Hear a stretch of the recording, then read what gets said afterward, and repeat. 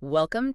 Today, we're looking at something really interesting, Apple. You know, the company that's famous for getting things right, for delivering. Well, it seems like they're in a bit of a strategic retreat, especially around AI. Yeah, it's a bit of a head-scratcher given their history. Exactly. So our mission today is to kind of unpack what this retreat really means. We'll dig into their recent WWDC, the developers conference, Right? and we'll pull in some insights from top tech analysts who've been watching Apple closely, different perspectives on where they are and where they might be going. That's right. We've got some great pieces here from people like Ben Thompson, John Gruber, M.G. Siegler, sharp observers, often critical too. Definitely. And our goal is really to pull out the key ideas from what they're saying, help understand why Apple's making these moves, and maybe more importantly, what it means for Apple and for you, the person using their stuff. Okay, let's dive in then. That WWDC opening, it set a weird tone, didn't it? Ben Thompson called it a fever dream. He did. You had Craig Federighi, Apple's software chief, basically standing up there and admitting, quite frankly, that some AI features for Siri they promised last year, well, they hadn't shipped. Yeah, he said they needed more time to reach our high-quality bar, which, is this classic Apple phrasing. True, but it was still a pretty big admission. Necessary, probably, but big. Oh, absolutely necessary. Yeah. And it really paved the way for John Gruber's piece, Something is Rotten in the State of Cupertino. Ah. Pretty scathing title. Yeah, no kidding. And Gruber really hammered Apple for overpromising. Yeah. He pointed out, the media buzz was all about the OpenAI partnership. Right, the ChatGPT stuff. Yeah, exactly. But Apple itself had claimed they built this whole system, Apple Intelligence, they called it. Mm-hmm. And they said it was powered by their own AI, from the device right up to this new private cloud compute infrastructure, running their own models on their own custom servers with Apple Silicon. Wow, so not just relying on others. Not according to their announcement, no.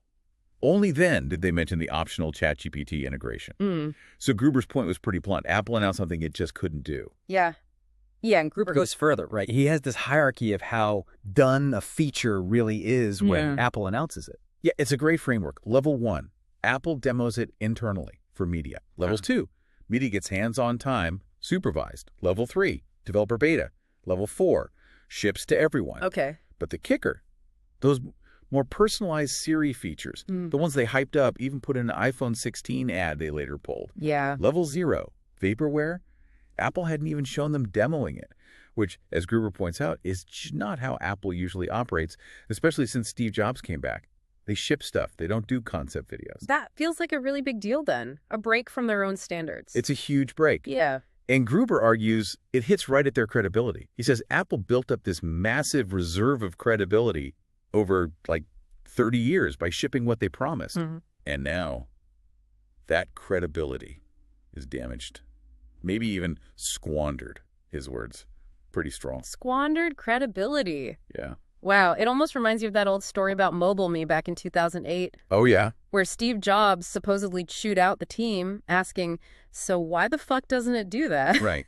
The classic Jobs moment. Do you think, should Tim Cook have had a similar moment here with Siri? Is that the kind of thing analysts are suggesting? Well, some are definitely drawing that parallel. Maybe not the exact language, but the sentiment. Yeah. The accountability. And then you look at M.G. Siegler, he coined this term liquid glass lighting.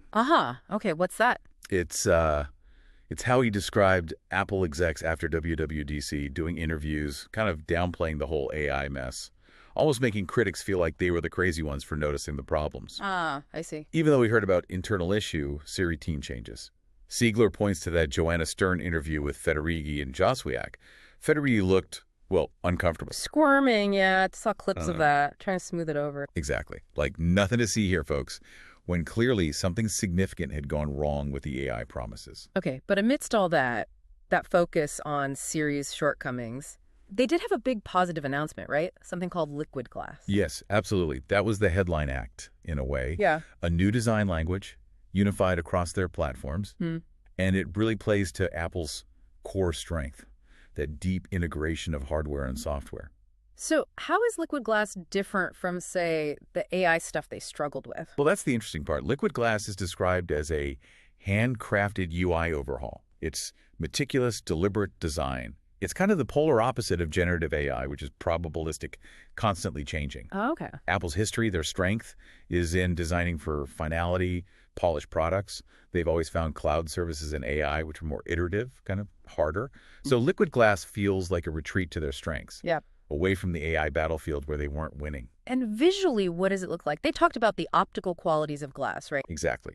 Fluidity, how it transforms based on content, how light refracts, those little specular highlights reacting to movement, even redesigning elements to fit rounded hardware corners better. Creating greater harmony between software and hardware, I think Alan Dye said. Yeah, Apple's VP of Human Interface Design, he framed it as setting the stage for our next era of our products. Yeah. It's clearly a big strategic bet for them on design and integration. And why is this something only Apple can do? Is that just marketing speak? Well, Sebastian DeWitt made a really good point about this. He talked about Apple's incredibly deep rendering pipeline. It goes from the chip design, the silicon, all the way up through the software to the pixels on the screen. That integration is what enables things we already see, like the dynamic island or how smooth the Vision Pro UI feels. It lets them do things with the interface, like making the glass seem alive, that others just can't easily replicate because they don't control the whole stack. Right. That makes sense. It's not just software. It's hardware and software working together. Precisely. Their classic vertical integration strength. And this focus on integration also showed up in the continuity features they announced. Yeah, definitely. Those were really practical examples like live activities for Mac. You order food on your iPhone, the little live tracker pops up in your Mac's menu bar. You can interact with it right there. Okay, that's neat. Or the phone app on the Mac. Synced contacts, those nice contact posters showing up, hold assist, call screening, even live translation during calls. Things that might not sound revolutionary on their own. Right, but they add up to a smoother experience if you're deep in the Apple ecosystem. And it's the kind of stuff only Apple can really pull off seamlessly because of that integration. So, pulling back a bit, what's the takeaway here for the user? Is this focus on design and integration, this retreat as we're calling it, actually good news? You know, it really could be. It might feel like a step back from the really flashy Gen AI future everyone's talking about. Yeah. But focusing on making the phone, the Mac, the watch you use every day, work better together, feel more polished, more delightful, that could actually have a bigger positive impact on your life right now than Apple flailing around trying to catch up on the absolute cutting edge of AI. It's about delivering real value now. Okay, so while the big AI story was maybe a stumble, you're saying there are some positive AI moves too? It was all bad? No, not at all. And some of these moves were actually quite, well, smart. A welcome change even, especially how they embrace partners more. Like OpenAI. Well, yes, but even beyond that, one of the biggest things was the foundation models framework. This is actually pretty huge. What does it do? It basically gives any app developer direct access to Apple's own large language model that runs on the device. On the device, not in the cloud. Exactly. Yeah. Which means small developers can experiment with AI features for free without paying for cloud APIs. It even works offline. This could genuinely spark, as Apple put it, a whole new wave of intelligent experiences.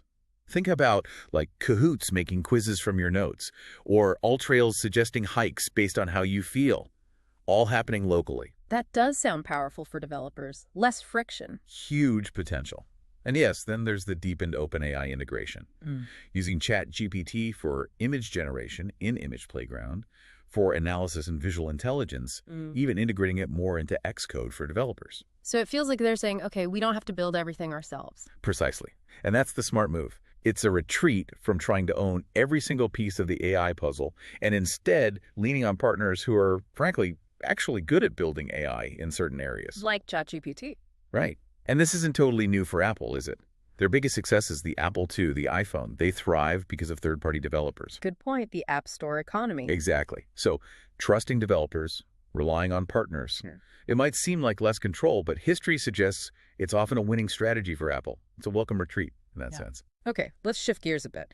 There was another kind of retreat happening, maybe less voluntary, around the App Store. Ah, yes. The App Store saga continues. They mentioned a new games app, and MG Siegler had a theory about that. Yeah, he speculated that this could be laying the groundwork to eventually split games off from the main App Store. Why would they do that? Potentially to have different rules, different revenue splits, maybe keep the classic 70-30 split for games, which is more like the console world, but offer a better deal, like 85-15 for non-game apps. And games are a huge chunk of App Store revenue, right? About 2/3, yeah. So tailoring the structure could make sense, especially with all the regulatory pressure they're under. Speaking of pressure, there was a court ruling recently? Yes, the Ninth Circuit Court of Appeals denied Apple's request to pause an order lifting their anti-steering rules. Okay, what does anti-steering mean in plain English? It means Apple previously stopped developers from telling users inside the app that they could pay less by going directly to the developer's website, for example. Now, developers can tell users about those other payment options. So the court is forcing Apple to retreat from that tight control over app payments. So what's the bigger picture here? What's at stake for Apple with these App Store fights? Well, Ben Thompson wrote about this in Integrated Apple and App Store Risk. His argument is that Apple's core advantage, its differentiation, is that deep integration of hardware, software, and services. Right, what we talked about with Liquid Glass. Exactly. But if Apple pushes too hard on the App Store, using its platform power to limit competitors like, say, making things harder for Spotify versus Apple Music, or 1Password versus Apple's own keychain, Then what? then they risk provoking even stronger antitrust action. And those regulations can force Apple to open things up in ways that actually break the integration that makes people choose Apple in the first place. It's a real balancing act. And we're seeing that play out already in Europe. Yeah. With the DMA. Precisely. The EU's Digital Markets Act is forcing Apple to open up certain features, certain capabilities. And Apple's response so far seems to be saying, okay, if we have to open it up, we'll just remove that feature entirely in the EU. Wow, that seems drastic. It's a huge deal. Yeah. It means degrading their own product differentiation in a massive market just to comply with regulations they don't like. It's a forced retreat from their core strength. Okay, so let's try to tie all these threads together. We have the Siri mess up, the pivot to liquid glass and integration, the more open approach with AI partners, and these forced changes to the App Store. What does it all add up to? It's a complex picture, for sure. And people are drawing some big comparisons. Like what? Well, Gruber brought up Microsoft and Windows 8. Remember that? Vaguely. It wasn't popular, right? Tried to force touch onto PCs. Kinda, yeah. It was a strategic misstep. Microsoft had to retreat from that vision. But that retreat, under Satya Nadella, led them towards Azure, cloud computing, which ultimately positioned them perfectly for the current AI wave. Interesting. So the argument is maybe this Siri stumble forces Apple to retreat from trying to beat OpenAI at its own game. An area they were maybe fundamentally unsuited to lead in, at least right now. And pivot towards things they are suited for, like the integration, the developer platform. Exactly. Sometimes a retreat is actually the first step towards a better strategy. It's about knowing your strengths and weaknesses. It also makes me think of another Ben Thompson piece from way back in 2017, the apple in the oak tree analogy. Ah, yeah, I remember that one. His idea was that Apple wasn't a flexible reed anymore, like in the early Jobs days, able to quickly change direction. It had become this giant oak tree. Right. And the inertia, the push towards more lock-in, more centralization, more ongoing revenue, it might be too strong to stop, even if this starts hurting the user experience. But does this WWDC maybe suggest the oak tree can still prune itself? That it can make strategic cuts and shifts? You know, that's the hopeful interpretation. And honestly, despite some of the negative headlines, you could argue this WWDC was actually one of the more encouraging Apple keynotes in a long time. Really? Why encouraging? Because of this retreat, this apparent recalibration, focusing on what only Apple can do with integration, empowering developers again, leaning on partners where it makes sense, dealing maybe grudgingly with App Store realities. It all feels more grounded, more about delivering in the present. Less hype, more realistic delivery. Maybe. It feels like a pragmatic pivot. Trading some grand AI ambitions, perhaps, for a focus on making their core products better now. And in the long run, that focus on user experience and credibility might be the smarter play. So as we wrap up, we've seen Apple, a company almost defined by delivering on its promises, that Steve Jobs' ethos of realistic value, facing this really public moment of, well, not delivering and having to adjust course. Yeah, we've looked at the AI struggles, the Siri issues leading to that necessary retreat, then the pivot back to their core DNA, the hardware-software magic with liquid glass, and also how external forces like courts and regulators are forcing their hand on the App Store. It's a company in flux. And it leaves us, and you listening, with a pretty big question to chew on. We live in an age where lots of companies promise these huge, futuristic dream economies. Is there actually real value when a tech giant like Apple seems to consciously retreat, reset, and focus instead on the tangible, on what they can actually deliver for users today? It's a great question. How much weight do you put on a company's past promises versus what they're actually doing now? How important is their ability to adapt, even if it means admitting they overreached? We really encourage you to think about Apple's current journey, this mix of stumbles, pivots, and forced changes, and what it signals about the future of tech, and maybe most importantly, about trust between companies and their users.